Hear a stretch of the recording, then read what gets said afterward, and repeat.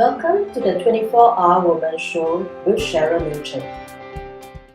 Hey there, this is Cheryl. Welcome to another episode of the 24-Hour Woman Show. I am so glad today that I've finally managed to get for you Gina Romero. Let me tell you the reason why. Because one of the areas that I was really weak in is in terms of networking. And then I was looking at people, who are great networkers, and I found her, Gina. And I'm so glad she's with us today on the show. So Gina, thank you for joining us. And for those of you who do not know, Gina is the managing director and the founder of Athena Network in Asia. Right. So I'm going to start off by asking her, what is networking all about? So networking is really, well, there are many different definitions, but I think it's less about the business card exchange, turning up at a networking event, and more about looking at how you can build long-term relationships, especially thinking about who you might want to be meeting, who you might want to be connecting with, and then how you can collaborate together so that you can both get some kind of success out of the relationship in the long term. Right. So it's less about just collecting the cards. It's about building the relationship and and looking at the collaborative opportunities. That's right. Right. Yeah. Then one of the comments we hear very often is, I'm so busy already. How can I afford to find time to go and do networking? Right. So if I eventually do go for a networking session, what should I be doing? I think before you even think about going to a networking session, I think you need to be thinking about why. Because as you say, we're all busy, so there's really no point in just adding to our task list and adding to our diary. So really think about what it is and why you think that you need to network, what you think you can actually get out of it or what you're looking to get out of it, and how it can actually help you in whatever it is that you're looking to do, whether it's build your business, whether you're looking to get more clients. Sometimes it's just about building your confidence and forcing yourself, especially the introverts, they just need to do it so that they can get out there and feel more comfortable in the networking setting. So I think just have a good think about what it is that you're looking to achieve, and then start looking at how to start networking and where. So I know my objective, I've set time, and I've gone for the networking, I've collected this, and I think I'm not the only one, but I've collected this whole stack of cards. What do I do with them? Because like you defined, that's not networking, so what do I do with that? It's a rich resource. What can we do about that? Yeah, I think everybody has these shoe boxes or piles of cards on their desk. I think it's a very typical thing, just trying to manage the data in general. So, you've got to go back to the objective again. So when you sit down, and you really need to block the time off, because the chances are when you've been out for a networking session, you get back to your desk, a whole load of things have piled up now. So probably you're not going to be able to sit and deal with the cards and deal with the follow-ups and think about what you need to do straight away. So it's really good to block some time off in your diary, regular time, where you can actually just review the connections that you've made over the past week or the past month, and then actually sit and really think about what you need to do. Like, do you need to follow up some of them? Did you actually make a commitment at the time that you would be in touch? Right. You don't have to necessarily follow up everyone, especially now that we have social networking. You can definitely connect with some people on social networks, and then just follow up by email the ones that you really feel that you would both benefit from, having a follow-on relationship, a follow-on meeting.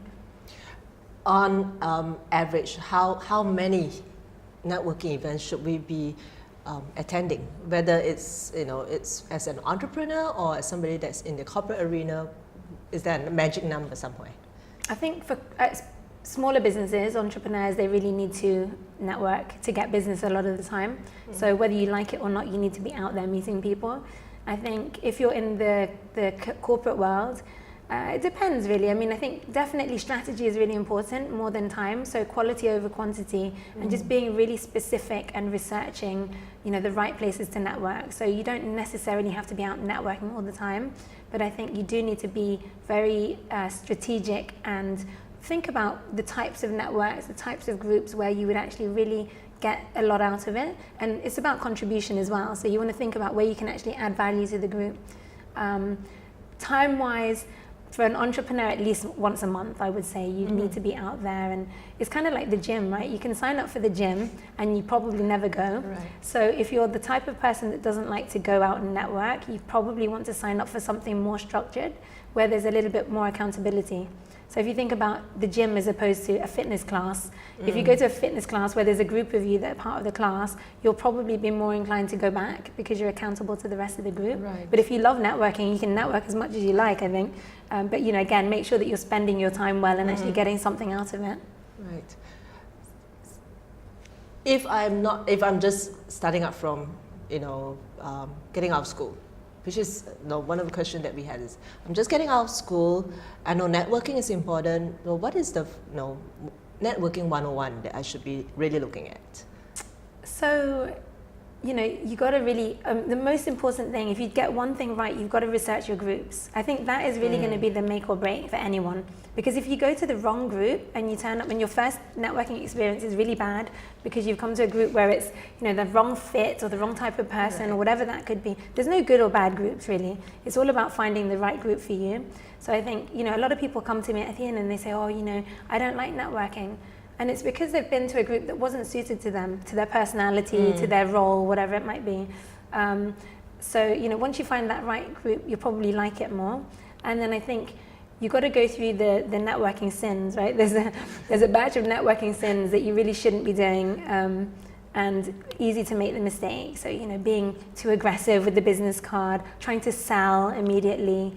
You should never try and sell anything at your first networking introduction.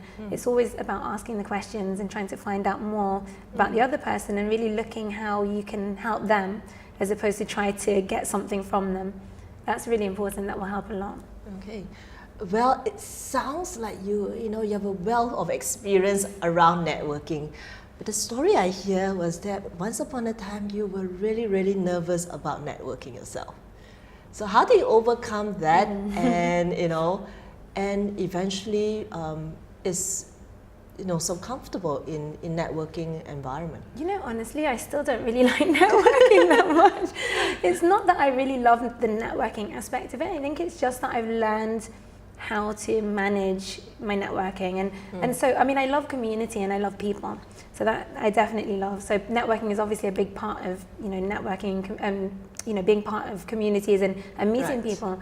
But I think if you don't if you put yourself under too much pressure, first of all, so unrealistic expectations about networking, it's really going to be hard for you. And if you have no clue what you're doing and you really don't go to the right places, again, it's going to be really hard. But I didn't really want to network. Somebody invited me to an event and I went along to the event and I liked it because I liked the people in the group and I liked the format of the group and I just felt like I fitted in. So I like networking where I like networking, but if I go to other people's events, sometimes I get really nervous and uncomfortable still. There are some strategies that you can use if you're generally nervous at networking, but even the most introverted person is actually comfortable among their own friends. So I think, it's not really about not liking networking, it's really about the environment that you find. So for you to be effective in networking is really finding the environment that you're comfortable with and you're comfortable with the way that it's being structured and how the engagements takes place. Exactly. But of course, sometimes you still have to go to other people's things. Yes, that's right. Yeah. So, you can use different... So that's like the crisis mode, right? So how do we manage a crisis mode if we are thrown into a situation where we are networking, sort of not an environment that we naturally would like to be in? Yeah, I think one of my secret networking weapons, if I go to an event where I'm not comfortable, is I look for the other person who's not comfortable.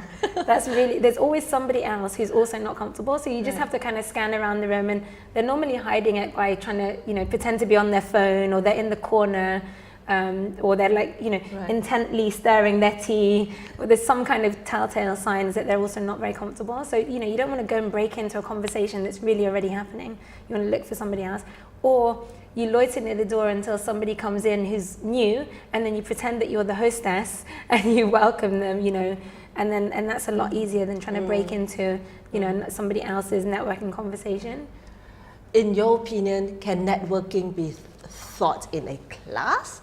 Or would you say you best learn networking being hit the ground running and having somebody observe and then give you feedback on how you do in a networking environment? I think it's always good to have some theory, right? Theory never does any harm. You don't have to have theory, but if you really don't think that you know anything about networking, then by all means, there are so many resources online that you can read up just to get some basic tips. And then, you know, if it's less strategy and more confidence, then you're going to have to get out there. I mean, even with things like public speaking, you know, some networking events, they ask you to stand up and speak. We do that at Athena. It was one of the things that I really didn't like in the beginning. I was quite comfortable with the networking part and the people part, but I wasn't comfortable with the standing up and presenting myself. But you know, with practice, I mean, the first time I stood up, I was literally shaking so much that I knocked the wine all over the table. It was the most disastrous first networking event on the planet. Everybody remembered me. They were like, "Oh, you're Gina with the wine." It was terrible. But it was you good. still didn't leave an impression. Yes. Well, in fact, the funny thing is one of the ladies who was a member of the group actually went on to become the CEO of the Athena Network in the UK, and we became great friends, and she constantly tells this story. I think it's the first time I've actually told the story, but she constantly tells the story because I was the disaster networker.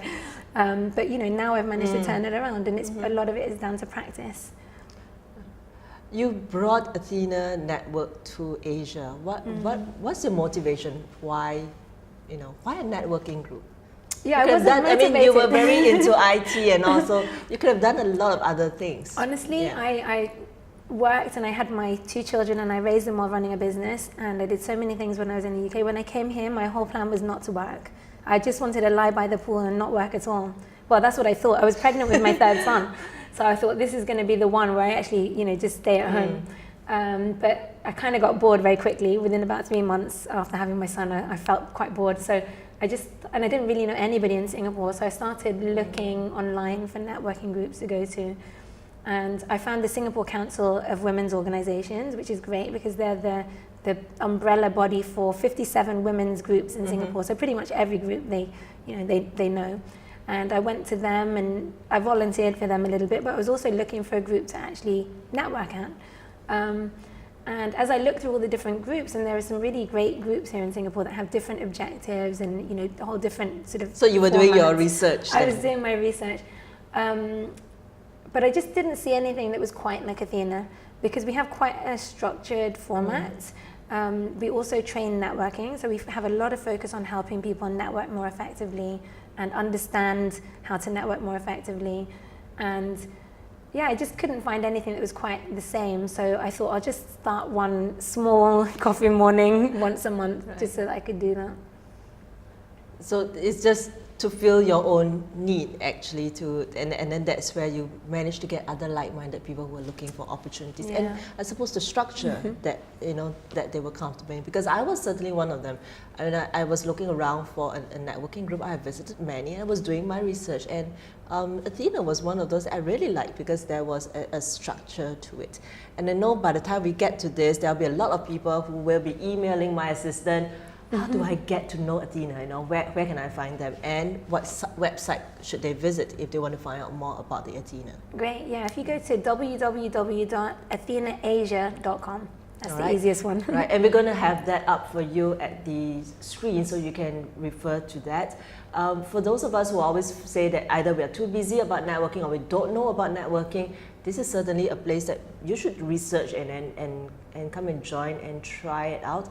As I know that there are different versions and different settings available, so I'm sure you will find one that would fit you, just right.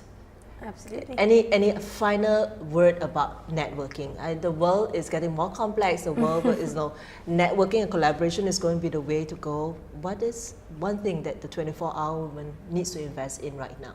I think you really need to look at integrating your online networking strategy with your offline strategy. Oh, that's so challenging. It can't be one or the other. You really, really need both. And you can really leverage your offline networking and power it up, with online networking. But yeah, you can't escape the offline networking world. But yeah. That sounds like another opportunity that we're going to get Gina back to our studios. Right, my name is Cheryl, CEO of LiveWorks, founder of MyLiveWorks.com. If you like this particular episode, come on over and subscribe. There'll be more good stuff coming your way. Come on over to the 24hourwoman.com blog and share with Gina and I your thoughts about networking. Come and shower us with your love, based on what we have shared. We'd love to hear from you. So till I see you again on the 24 Hour Woman Show, this is Cheryl. Live a life that's most excellent.